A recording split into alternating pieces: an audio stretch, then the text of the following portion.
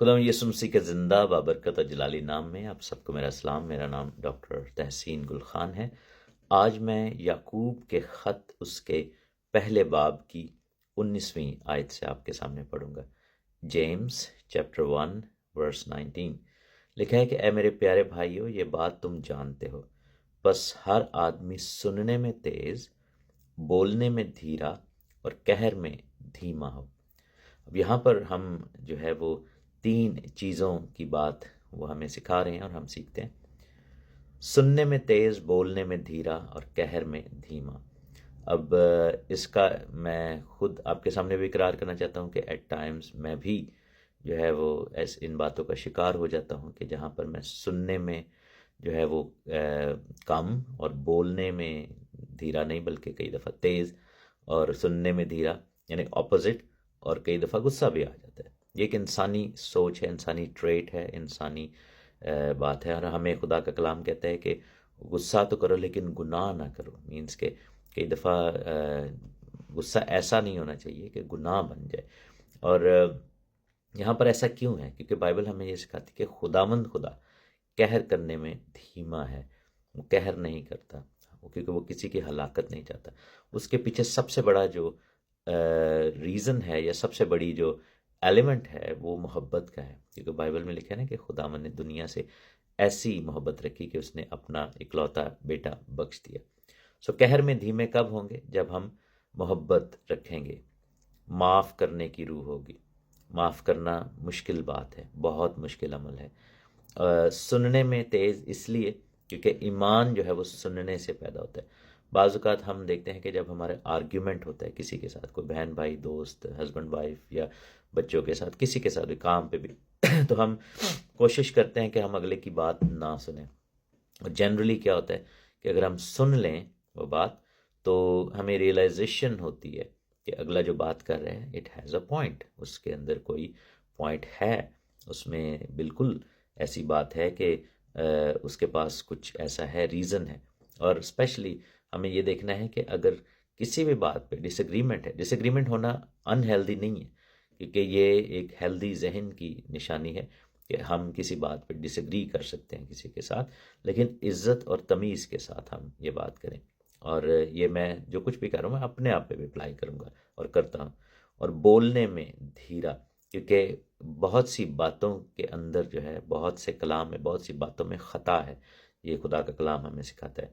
The more we speak, जितना ज़्यादा हम बोलते हैं उतना ही ज़्यादा हम मौका देते हैं कि हमें जज किया जा सके, हमारे हमारे किरदार के बारे में लोग जान सकें, या फिर हमारे अंदर की चीज़ें लोगों के सामने आएँ। क्योंकि यही बात खुदावंद यीशु मसीह ने मत्ती 15 बाब में की थी कि कौन सी चीज़ें हैं जो इंसान को नापाक करती हैं।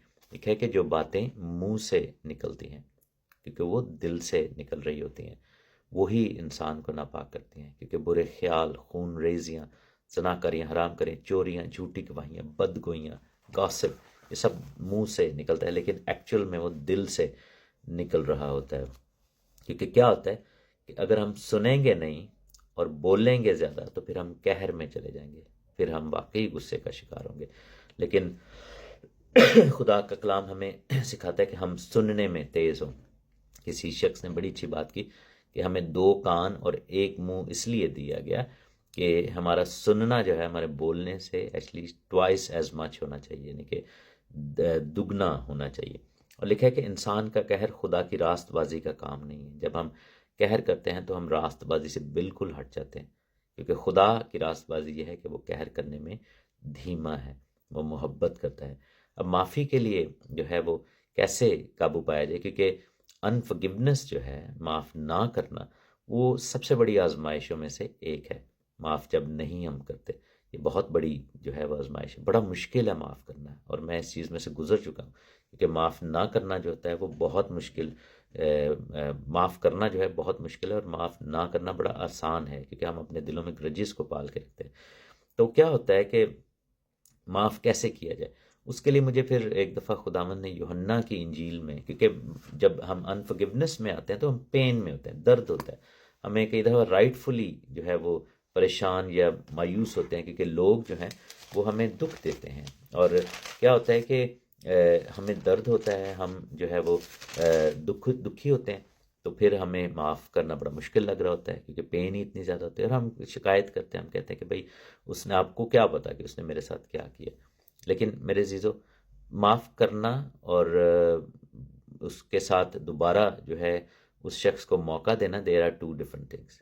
एटलीस्ट जो माफ़ नहीं कर रहा होता उसके ऊपर बर्डन होता है, जिसको माफ़ नहीं किया जा रहा उसको तो पता भी कई दफ़ा नहीं होता। लेकिन जो शख्स माफ़ नहीं कर रहा होता, वो पेन को वो कैरी कर रहा होता है, दर्द को वो कैरी कर रहा होता है, वो बोझ, वो जो बोरी है जो कि आपने अपने कंधे पे उठाई हुई है, वो उसी शख्स के ऊपर होती है जो माफ़ नहीं कर रहा, उसका दर्द डबल हो जाता है। तो क्यों? इसलिए कि एक तो ये है कि उसको पहले ही दर्द तकलीफ़ मिली है, उसके बाद वो बार बार रह रह के उसको ख्याल आता है, और उसको जो है रह रह के उसके जहन में ये बातें आती हैं, वो सोचता है, उसको रिजेंटमेंट होती है, उसको जो है वो पछतावा होता है, उसको तकलीफ़ होती है, उसके दिल में टीसें उठती हैं, और ये चीज़ें आपके दिल में कड़वाहट का बायस, खोखला करना शुरू कर देती हैं और कड़वाहट का बायस बनती है। तो मैंने एक दिन खुदावंद से कहा कि मुझे बताएं कि माफ़ कैसे किया जा सकता है, क्योंकि मोहब्बत जो है वहाँ पर माफ़ी आती है। लेकिन आप, ज़रूरी तो नहीं कि जिनको माफ़ करें फिर उनके साथ जो है वो दोबारा ताल्लुक़ वास्ता भी रखें। तो मोहब्बत का आंसर कैसे अमल में आएगा? क्योंकि आपको खुदा से मोहब्बत रखनी है और अपने आप से मोहब्बत भी हो, क्योंकि आप अपने लिए जो है वो आसानी पैदा करें। तो वहाँ पर खुदा ने मुझे एक और चीज़ दिखाई, वो थी खुशी। यहाँ पर लिखा है कि जब तकलीफ़ों की बात करते हैं तो सबसे बड़ी पेन जो होती है ना, वो बच्चा जनने की पेन होती है। जो औरत, हमारी बहनें, जो माएँ हैं, जब वो बच्चा पैदा करती हैं, दुनिया की सबसे बड़ी तकालीफ में से एक तकलीफ़ वो है, जो कि बहुत ही ज़्यादा है। उसका कोई भी जो है वो कह लें कि उसकी बराबरी कोई नहीं कर सकता। लेकिन लिखा है कि ये यूहन्ना की इंजील, उसके हम 16वें बाब में देखते हैं यूहन्ना की इंजील और उसके 16वें बाब में, तो लिखा है उसकी 21वीं आयत में कि जब औरत जनने लगती है तो गमगीन होती है, इसलिए कि दुख की घड़ी आ पहुंची। जैसे मैंने एग्जांपल दी ना कि औरत का बेबी पैदा करना जो है वो सबसे बड़ा पेनफुल अमल होता है। लेकिन लिखा है कि जब बच्चा पैदा हो जाता है तो वो खुशी की वजह से जो उसको मिलती है, वो अपना गम, अपना दर्द याद नहीं करती। तो माफ़ी के लिए हमें क्या दरकार है? वो है खुशी। यानी कि हमारी ज़िंदगी में कोई ऐसी चीज़ होनी चाहिए, हमारा दर्द जो है खुशी उसको रिप्लेस कर देती है। और जब आप खुश हो जाते हैं ना तो फिर आपके लिए जो वो पेन है, वो जो ग्रज है, वो बिल्कुल मीनिंगलेस हो जाता है। और यही बात वो कह रहे हैं कि इंसान का कहर खुदा की रास्तबाजी का काम नहीं है, कलाम पर अमल करने वाले बनो, ना महज सुनने वाले जो अपने आप को धोखा देते हैं। जो कि कलाम का सुनने वाला हो और उस पर अमल करने वाला ना हो, वो उस शख्स की मानद है जो अपनी कुदरती सूरत आईने में तो देखता है, इसलिए कि वो अपने आप को देखकर चला जाता है और फौरन भूल जाता है कि मैं कैसा था। तो ये है कि हमें ये काम करना है। और जब हम सुनने में तेज़ होंगे और बोलने में धीरे होंगे और कहर करने में धीमे होंगे, तो हमारे अंदर खुदाई सिफ़ात होंगी और हम माफ़ कर सकेंगे। हम मोहब्बत से लबरेज़ होंगे और ख़ुशी से मामूर होंगे। और एक और चीज़ आप ये देखें कि खुदा सुनने में कितना तेज़ है, सारी दुनिया खुदा से दुआ कर रही है। और आपने कभी नोटिस किया होगा कि जब आप दुआ कर रहे होते हैं, आप खुदा को बोलने का मौका ही नहीं देते। मैं भी इस चीज़ का मुर्तकिब हूँ कि हम अपनी एक लिस्ट निकालते हैं, हम 5, 10, 15, 20 मिनट जितनी भी दुआ करते हैं, हम बोले जा रहे होते हैं, हम अपनी डिमांड्स ही देते हैं और खुदा सुनता रहता है। और फिर जो है वो हमसे वो कलाम भी करता है, लेकिन वो कहर करने में धीमा है। खुदा हमें कितनी दफ़ा माफ़ करता है, हमें भी यही काम करना है और हमें कलाम पर अमल करना है। और अमल कैसे होता है?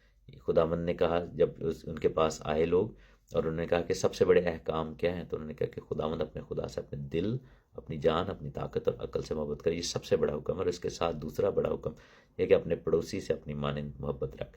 और इसी के ऊपर तौरेत और अंबिया खड़े हैं, यही 2 सतून हैं, और इसी में सारी शरीयत पूरी हो जाती है। और 10 अहकाम भी ऐसे ही हैं। 4 अहकाम जो कि खुदा और इंसान के बीच में, जो कि सलीब का सीधा डंडा बनाते हैं, यानी कि वर्टिकल।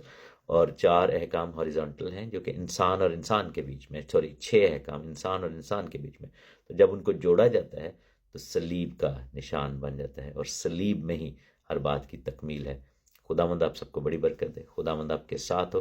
अगर आपको ये वीडियो अच्छी लगी है, आप इसको शेयर ज़रूर करें, आप लोगों तक इस वीडियो को लेकर जाएं और लोगों के लिए दुआ गो हों, और हमारे लिए भी दुआ करें। कमेंट ज़रूर करें, इसको, वीडियो को सेव कर लें, इसको आप फेवरेट्स में डालें, इसको शेयर करें, कमेंट करें, लाइक करें, ताकि हमारी रीच ज़्यादा हो और हम